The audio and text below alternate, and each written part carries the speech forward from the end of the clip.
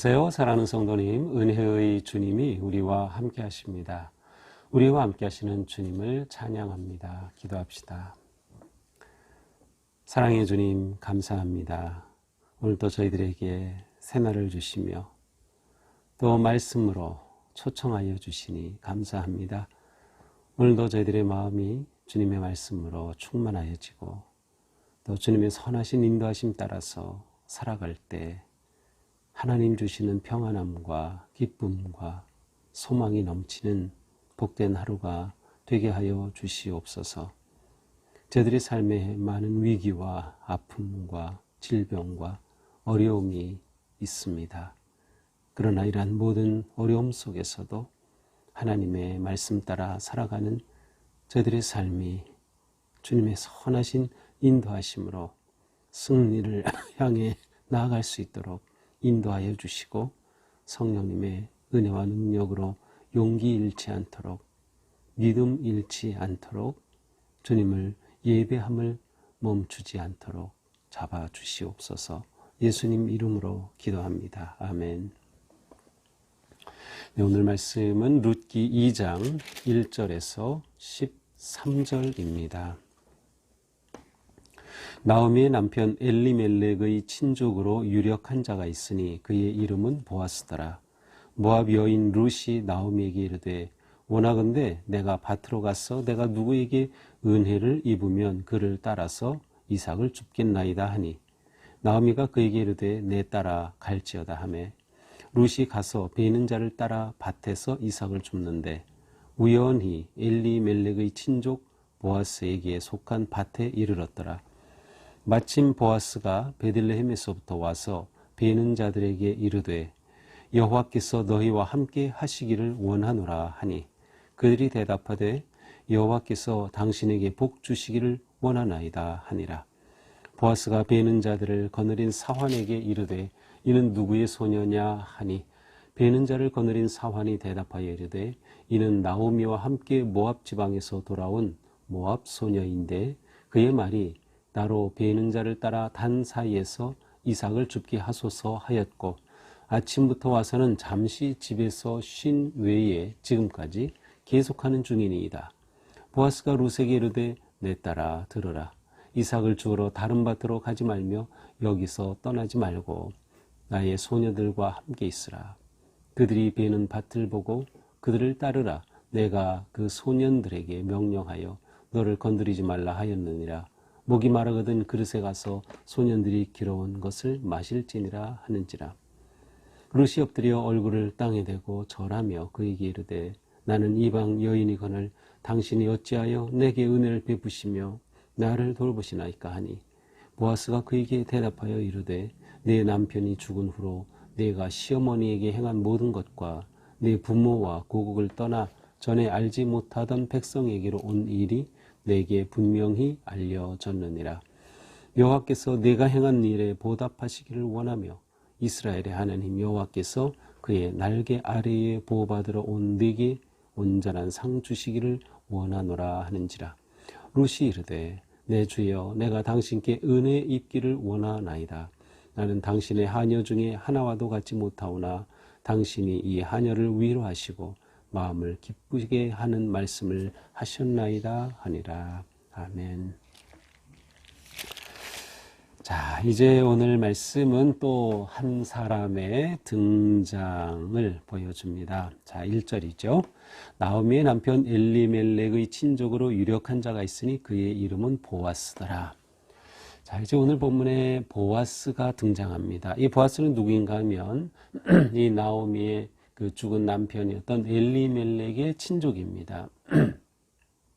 그리고 이 베들레헴에서 아주 유력한 자, 유력한 자는 영향력이 있는 자, 또 지도자, 재력이 있는 자, 때로는 그 마을에서 일어나는 것들을 재판하는 자, 뭐 이러한 그 의미가 포함된 굉장히 어떤 그 지도자와 힘이 있는 사람을 표현하는 단어입니다.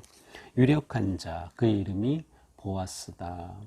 이 보아스라는 이름이 그 70인역이라고 성경 이제 모든 구약의 말씀을 그 그리스 말로 옮긴 성경이 있어요. 거기서는 이 보아스를 보스라고 하는데 영어로 보스, 상사, 뭐 대장, 뭐 보스라고 하죠. 예, 바로 이 보아스 이름에서 온 그런 표현입니다. 그렇습니다. 보아스라고 하는 사람이 이제 소개되죠. 자, 모압 여인 룻이 나오미에게 이르되 이제 예루살렘으로 돌아와서 이 모압 여인 룻과 시어머니 나오미가 살아가죠. 그런데 어떻게 살아가는지 그 모습을 엿볼 수 있는 말씀이에요. 룻이 나오미에게 이르되 원하건대 내가 밭으로 가서 내가 누구에게 은혜를 입으면 그를 따라서 이삭을 주겠나이다. 제가 이제 밭으로 나가서 누군가의 은혜를 입으면 그의 밭에서 이삭을 줍겠습니다. 자, 이것은 무엇인가 하면 이 당시 가난한 사람들은 살 길이 없어요. 땅이 있어서 농사를 지을 수 있으면 좋은데 그것도 못하고 또 소작농으로 붙여서 일할 수도 없고 그런 사람들은 정말 살아가는 것이 막막하죠. 그래서 이제 그 레위기나 신명기에 보면 하나님께서 이스라엘 백성들에게 주신 법 가운데 추수할 때에 이삭을 다 털어버리지 말라는 거예요. 그래서 추수하다 보면 이삭이 떨어지죠. 그거 줍지 말라, 남겨둬라. 또 이렇게 추수하다가 그 밭 모퉁이에 이렇게 남아있는 거 그것까지 싹 베지 말고 남아둬라. 또 심지어는 이게 추수해서 단을 만들죠. 단을 이렇게 두는데 깜빡 잊고 단 하나, 두 개를 빼놓고 그냥 왔어요. 근데 저거 놓고 왔네. 그거 그냥 두어라. 왜냐하면 바로 가난한 사람들을 위한 것입니다. 가난한 사람들은 이렇게 추수때가 되면 떨어지는 이삭을 주어서 그것으로 양식을 삼아야 했던 거죠. 이제 지금 룻과 나오미는 이렇게 경제적으로 아주 힘든 상황에 처해 있음을 알 수 있어요. 그래서 룻이 이제 살기 위해서, 먹기 위해서 가서 이삭을 줍겠습니다. 자, 그런데 이삭을 주려면 다른 사람의 밭에 가야 되는데 율법으로 이렇게 하라고 되어 있지만 이렇게 하지 않는 자는 어떻게 한다라는 처벌 규정은 없습니다. 따라서 이 밭의 주인에 따라서는 허락을 안 할 수도 있고요. 아주 학대하듯 대할 수도 있어요. 그러니까 이 룻은 은혜를 입으면 누군가에게 은혜를 입어서 그 밭에서 이삭을 줍도록 그렇게 허락해 준다면 제가 이삭을 줍겠습니다 라고 말합니다. 그러자 나오미가 내 따라 갈지어다. 내 따라 갈지어다. 나오미 입장에서는 시어머니로서 너 그냥 고향으로 가서 재혼하고 잘 살아라 라고 했던 이 룻이 끝까지 시어머니를 따라왔는데 이렇게 고생시키는 것이 얼마나 마음이 아팠겠어요. 하지만 이렇게 하지 않으면 살 수 없었기에 그렇게 가겠다고 할 때 허락을 할 수밖에 없었습니다. 이제 룻이 가서 밭에서 추수하는 밀을 베고 보리를 베고 하는 그 추수하는 곳에 따라가서 이제 이삭을 줍게 됩니다. 그러니까 여기서 이삭을 줍고 저기서 이삭을 줍고 쭉 가다가 이게 뭐 며칠을 걸렸는지 아니면 당일인지 모르는데 자 가다가 우연히 엘리멜렉의 친족이었던 보아스 1절에서 소개되었던 그 보아스의 밭에 이르게 된 겁니다. 우연히 이르렀어요. 그런데 사실 여기서 우연히라고 하는 히브리 말의 의미는 일이 맞아떨어진다라는 뜻이 있어요. 일이 맞아떨어진다. 사실 믿음의 사람에게는 우연이란 없습니다. 왜냐하면 우리는 이 모든 것을 하나님이 섭리하시고 인도하신다고 믿기 때문이죠. 그리고 실제로 하나님은 우리에게 그렇게 나타나시고 일하십니다. 이 우연히라고 하는 이 단어가 사실은 이스라엘의 역사를 만들었고요. 엄청난 그러한 시작이 되죠. 자, 이렇게 보아스에 속한 밭에 이르렀어요. 마침 이제 보아스가 일꾼들을 보러 나왔습니다. 베는 자들에게 와서 말하죠. 여호와께서 너희와 함께 하시기를 원하노라. 여호와께서 너희와 함께 하시기를 원하노라. 이것은 뭐 일반적인 인사말입니다. 그런데 보아스가 이렇게 인사말 하는 것을 굳이 여기 기록했다는 것은 보아스가 굉장히 일하는 일꾼들을 잘 대해주었다라는 것을 말해주고 있어요. 심지어 그들도 여호와께서 당신에게 복 주시기를 원하나이다 라고 말합니다. 보아스의 성품이 드러나죠. 보아스는 일꾼들을 함부로 대하지 않았어요. 그들에게 찾아와서 그들에게 인사하고 또 일하는 사람들도 자신들이 존중받는 것을 알았기에 보아스를 축복하죠. 하나님께서 우리 주인에게 복 주시기를 원합니다. 이렇게 인사를 주고받습니다. 참 친절한 그러한 모습, 인격적인 모습을 보여주죠. 보아스가 대고 일하는 일꾼들에게 이름 말합니다. 저기 이삭 좀 저 소녀가 누구냐. 자, 이것은 보아스는 그곳에서 일하는 일꾼뿐만 아니라 자기 밭에서 이삭을 줍고 있는 소녀들, 그 사람들까지도 지금 보고 있음을 알 수 있어요. 아예 관심 없는 게 아니고 일하는 사람을, 그러다 보니까 낯선 사람이 보이는 거죠. 낯선 여자아이가 보이는 겁니다. 그래서 저 소녀는 누구의 소녀냐, 어느 집 소녀야, 이렇게 물어보죠. 그러자 그들이 대답합니다. 배에 있는 자를 거느린 사환이 대답. 이 사환은 이제 매니저입니다. 그래서 거기서 일하는 사람들을 총괄하는 매니저가 말하죠. 이는 나오미와 함께 모압 지방에서 돌아온 모압 소녀입니다. 나오미와 함께 모압 지방에서 온 그 소녀입니다. 자, 보아스는 누구예요? 나오미의 남편이었던 엘리멜렉의 친족이에요. 그러니까 보아스는 이 소녀를 들어서 알고 있었겠죠.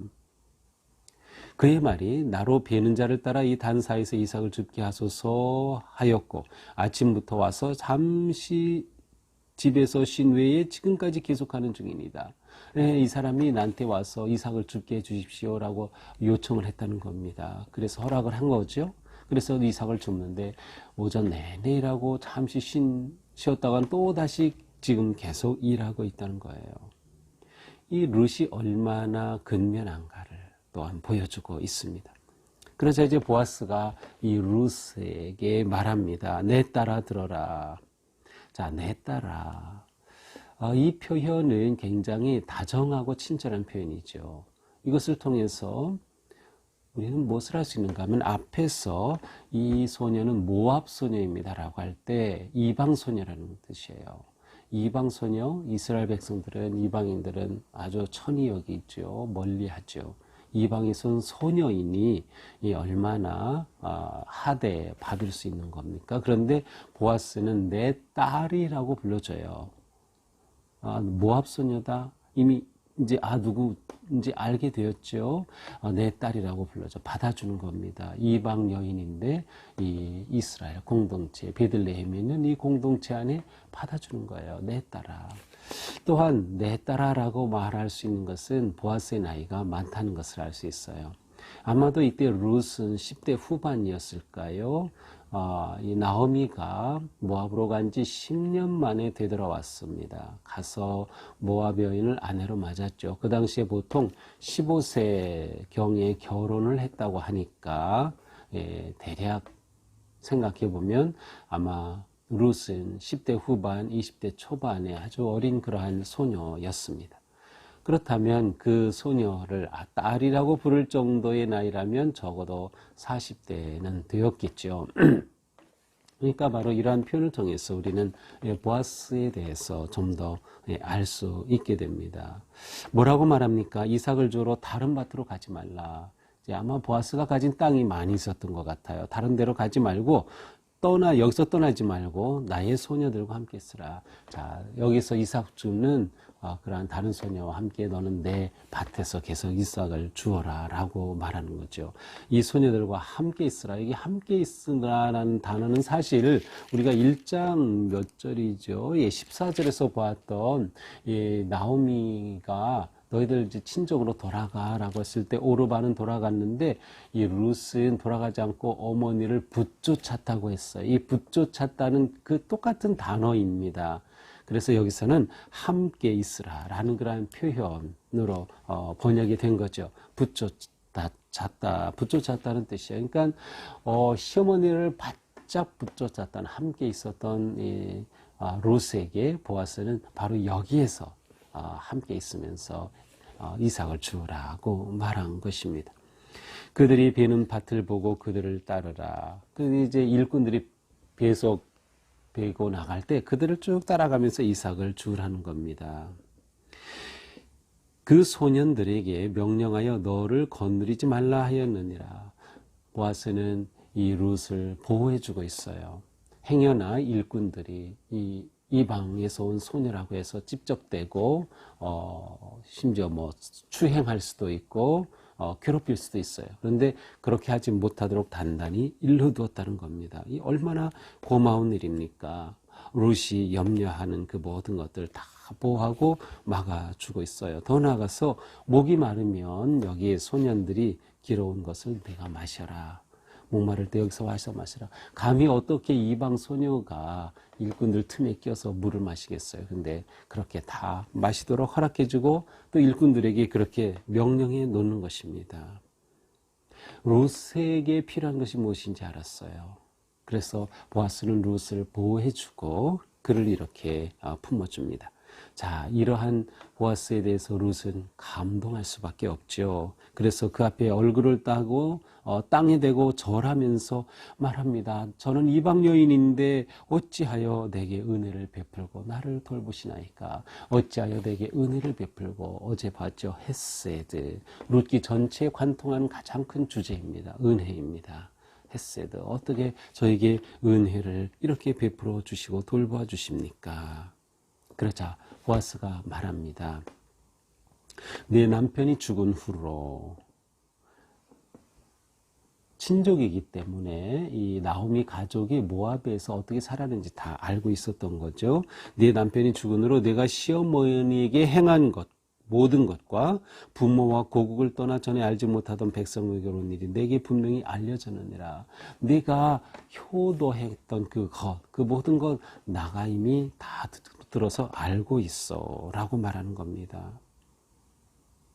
여호와께서 내가 행한 일에 보답하시기를 원하며 내가 그렇게 정성으로 시어머니를 돌보고 이렇게 함께 했으니 하나님께서 너에게 보답해 주시기를 원한다. 이스라엘 하나님 여호와께서 그의 날개 아래 보호받으러 온 네게 온전한 상 주시기를 원하노라. 룻에게 보아스가 놀라운 축복의 말을 해주는 겁니다. 내가 이렇게 여호와의 날개 아래 참된 평안과 안전을 위해 이곳으로 왔는데 그 날개 아래 하나님께서 보호하여 주시고 더군다나 너에게 상 주시기를 원한다. 이렇게 함으로 이방 여인을 완전히 받아주고 진정한 가족으로 맞아주고 또 어른으로서 이렇게 보호하고 하나님의 놀라운 은혜를 축복하며 엄청난 축복의 말을 해줍니다. 그러니 룻이 어떻게 감당할 수 있겠습니까? 룻은 이렇게 말하죠. 내 주여, 내가 당신께 은혜 입기를 원하나이다. 나는 당신의 하녀 중에 하나와도 같지 못하오나 당신이 이 하녀를 위로하시고 마음을 기쁘게 하는 말씀을 하셨나이다. 룻은 자기가 이 보아스의 말에 큰 위로를 받았다고 말합니다. 기쁘게 해주었다고 말합니다. 힘을 얻은 거죠. 이렇게 보아스와 룻의 우연한 만남이 일어났습니다. 이것이 오늘의 본문이죠. 자, 오늘 말씀을 보면서 우리는 하나님의 일하시는 모습을 볼 수 있어요. 어떤 식으로 일하시나요? 그렇습니다. 사랑은 사랑을 낳습니다. 헤세드는 헤세드를 낳는다. 자, 먼저는 나오미가 며느리 룻을 정말로 사랑하고 돌봐주었어요. 헤세드. 그래서 룻이 그 남편 나오미에겐 아들이 죽었을 때, 큰아들이 있죠. 죽었을 때 내가 친정으로 돌아가서 다시금 살 수 있도록 그를 돌아가도록 그렇게 권면했어요. 며느리를 위한 간절한 마음이죠. 은혜로운 마음이죠. 헤세드가 있었어요. 이런 헤세드 앞에 룻은 제가 어머니를 따르겠습니다. 어머니 하나님이 저희 하나님이 되고 어머니의 백성이 저희 백성이 되고 제가 어머니를 따르겠습니다 하고 붙쫓았어요. 헤세드를 낳은 거죠. 그래서 룻은 어머니를 시어머니를 그렇게 은혜로서 사랑으로 대한 겁니다. 그래서 베들레헴에 왔을 때 보아스가 바로 롯에게 그렇게 헤세드로 은혜와 자비로 대해주는 겁니다. 헤세드는 헤세드를 낳는다. 사랑이 사랑을 낳습니다. 그렇습니다. 우리가 살아갈 때 내가 사랑을 받은 경우, 우리는 사랑을 받은 그것 경험과 그 은혜로 인해서 또 누군가를 사랑하게 되는 겁니다. 하나님도 우리에게 똑같이 대하시는 거예요. 내가 너희를 사랑하였지. 그러니 나를 사랑하고 이웃을 사랑하라는 겁니다. 우리에게 사랑을 보여주셨기에 우리에게 사랑의 삶을 말씀하신 거죠. 헤세드는 헤세드를 낳는다. 그렇다면 오늘 우리가 살아가면서 우리 삶에서 나는 어떻게 내가 받은 사랑으로 또한 누군가를 어떻게 사랑하고 은혜 베푸는 삶을 살까를 생각해 봐야 할 겁니다. 바로 이렇게 성도는 행동하는 삶을 사는 거예요. 사랑하는 삶, 거룩한 삶을 살게 되는 것이죠. 또한 우리는 하나님은 인도하시고 돌보신다 하는 것을 알 수 있어요. 하나님은 인도하시고 돌보신다. 우리가 이제 룻기 앞부분에 지금 보고 있지만 하나님께서 이끌고 인도하시는 그 길을 우리는 놀랍게 봅니다. 하나님께서는 우리를 인도하시고 돌보시고 이끌어 가신다. 따라서 믿음으로 사는 사람에게 또 기도하는 사람에게 우연은 없습니다. 사실 우연은 하나님의 사랑과 인도하심이 되는 거죠. 모든 일에 하나님이 간섭하시고 우리를 섭리하신다. 우리는 이 믿음을 가지고 살아갑니다. 우리의 삶은 오직 하나님의 은혜로서 거룩하고 복된 삶으로 나아가게 되는 거죠. 또한 우리는 보아스의 모습을 보면서 축복하는 삶이 얼마나 아름다운가를 보게 됩니다. 축복하는 삶. 우리가 사는 이 세상은 축복하기보다는 정죄하고 비판하고 비난하고 공격하고 모함하고 온갖 갈등과 대립의 일들이 많이 일어나요. 그런데 우리가 이런 상황 속에서 그리스도인으로 사는 것은 축복하는 삶입니다. 축복하는 삶. 우리의 축복의 대상은 우리의 가까운 가족과 성도와 이웃뿐만 아니라 모든 사람, 더 나아가서는 나를 힘들게 하는 사람까지도 축복하는 삶을 사는 겁니다. 하나님께서 선대하여 주신 우리도 그렇게 살아가는 것이죠. 축복하는 삶이 너무도 아름다운 삶이에요. 그 축복이 우리를 아름답고 거룩하게 또 이 세상을 그렇게 만들어 가는 것입니다. 오늘 하루도 우리의 삶이 이렇게 은혜롭고 자비로운 또 축복의 삶을 통해서 우리가 하나님의 사랑의 날개 아래 거하는 평안하고 복스러운 하루가 되기를 주님의 이름으로 축복합니다. 기도합시다. 주님, 오늘 말씀을 통해서 우리의 삶이 어떠해야 할지 생각해 보았습니다. 주님, 저희들도 보아스처럼 그렇게 은혜를 베풀어 주는 삶, 축복하는 삶, 배려하는 삶, 친절하게 대할 수 있는 마음을 주시옵소서. 그리하여 오늘 우리가 살아가면서 나를 만나는 그 사람이 나로 인해 행복하고 위로받고 용기 얻고 기뻐할 수 있는 거룩하고 아름다운 성도의 삶을 승리하는 하루가 되게 하여 주시옵소서. 예수님 이름으로 기도합니다. 아멘. 네, 오늘도 주님의 은혜 안에서 우리의 삶이 거룩하고 향기롭기를 축복합니다. 사랑합니다.